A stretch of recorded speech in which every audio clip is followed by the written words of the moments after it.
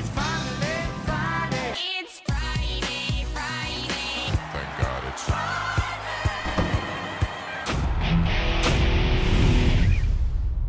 All right, welcome back to the Friday Show, presented this week by the Mid-Atlantic Thoroughbred Championship Series, the Match Series. We'll talk a little bit about that coming up. But first, Ray, let's talk about last Saturday. The Curse of Apollo is no more. Down Goes Apollo was our headline. You know a thing or two about curses being a Cubs fan. This one is finished, and Justify remains unbeaten. What was your biggest takeaway from the Derby? Well, I guess I'd have to say my biggest takeaway was the fact that you don't need to race as a 2-year-old to win the Kentucky Derby. I went into this thinking that Bolt d'Oro was the horse to beat because he had established 2-year-old form, and he had some quality races this year at 3.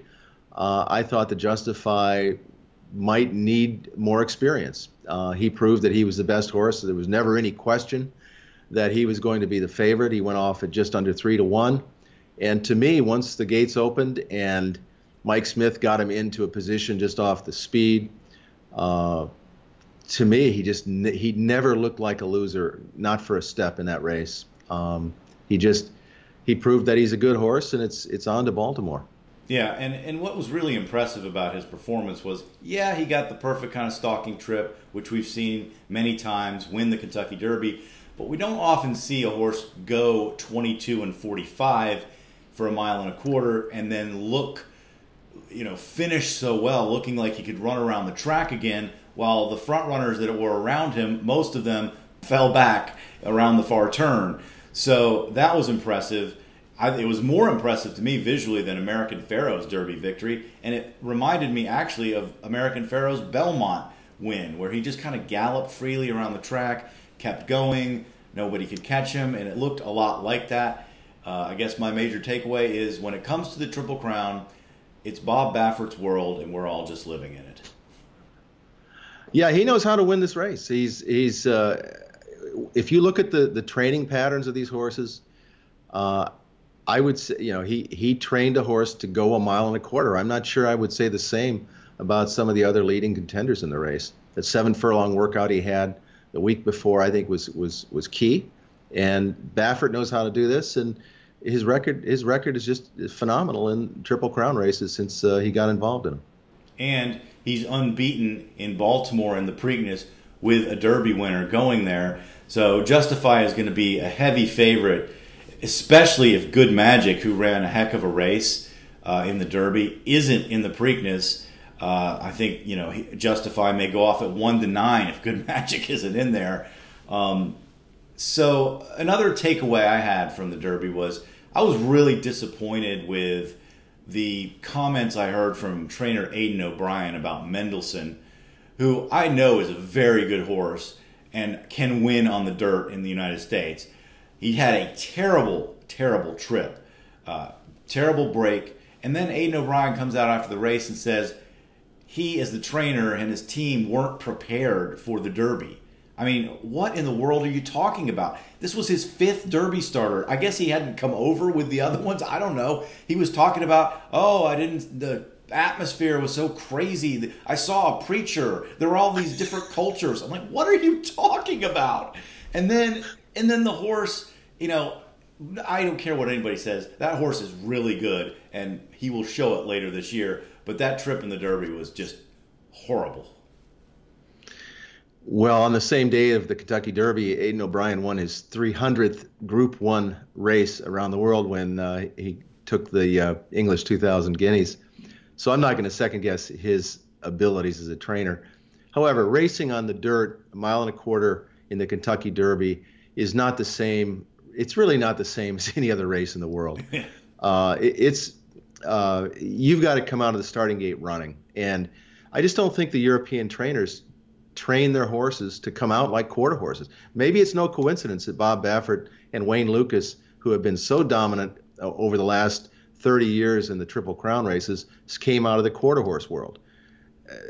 Aidan might be good to spend a little time at Ruidoso Downs one summer. Take a vacation, take the family, spend some time watching quarter horse racing and see how these horses come out of the starting gate. That might help. But as far as not being prepared for the atmosphere, I don't know what he thought he was going to get. Royal Ascot, and maybe have a break for tea at 5 o'clock before the Derby or something. Yeah. But on a more serious note, with the 20-horse field, I think I really don't want to see the field smaller.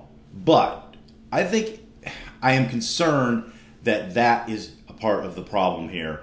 You got horses colliding out of the gate. You just talked about that quarter horse mentality start. They're turning left, they're turning right, they're running into each other, they're stepping on each other's hooves. I mean, one of these days I'm worried that we're going to have an accident on the track where at the beginning, and you're going to have a horse laying there, and they're not going to be able to finish the race, and it's going to be a nightmare for the racing industry. So from that standpoint, I have to say, I think they should consider reducing the size of the field. Well, I think the jockeys, number one, they've got to they have to understand it's a quarter mile from the start of the race to the finish line, and then you got a little more before you hit the turn. You don't have to take a left-hand turn immediately coming out of the starting gate, and that's caused problems in recent years. The jockeys need to be more responsible in coming out of there.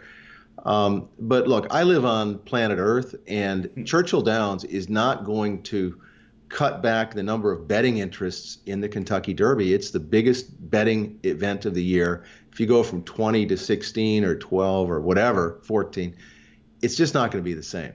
And I cannot see them doing it. You can also have problems in a 5-horse field. How many, bad trips and accidents? It's up to the jockeys to look out for each other. And for some reason, in the first 100 yards of the Kentucky Derby, they forget about that. I suppose, I don't know, that's tough to enforce, but I'd love to see the jockeys get out there straighter. Another option would be to make it one starting gate instead of the two, because we always seem to have problems where the main gate stops and the other one starts, and that's exactly what happened with Mendelssohn on the last stall of the main gate, and then Instilled Regard turned left right into him. So Magnum Moon pushed him in, but right. Yeah, he got pushed into him. Yeah, that's true.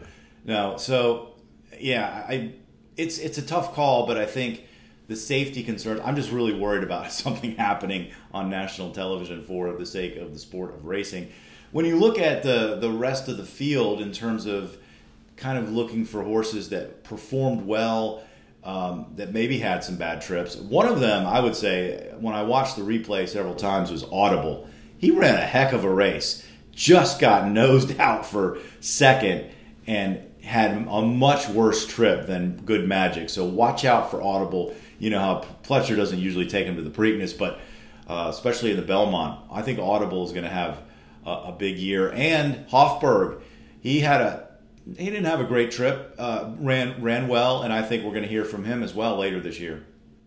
Well, we said he would. I think I said he'd be the wise guy horse for the Derby. I think he'll be the wise guy horse for the Belmont if Belmont decides to send him there.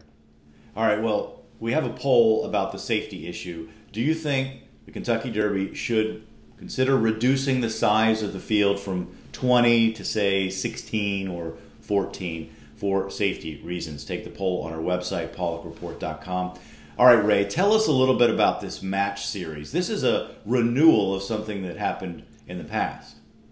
That's right. The match series was started in the late 1990s. I think it ran for 5 years, from 1997 to 2001. It's an opportunity for tracks in the Mid-Atlantic region and horsemen's organizations to work together, to work cooperatively, something we don't hear about a lot.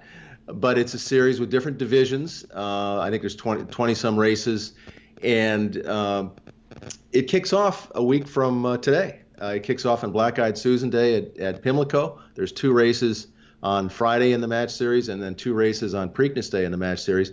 There's almost $500,000 in bonus money available in the series races, and nearly $3 million in purses for these races, I think. So it's an opportunity for the Mid-Atlantic tracks and the horsemen to work together instead of fighting over horses and fighting over racing dates and stake schedules and all that. And it's really good for the industry. Imagine that. How cool. And we appreciate their support of the Friday show. That's going to do it for this week's edition. Thanks for joining us. and we'll see you next week from Baltimore.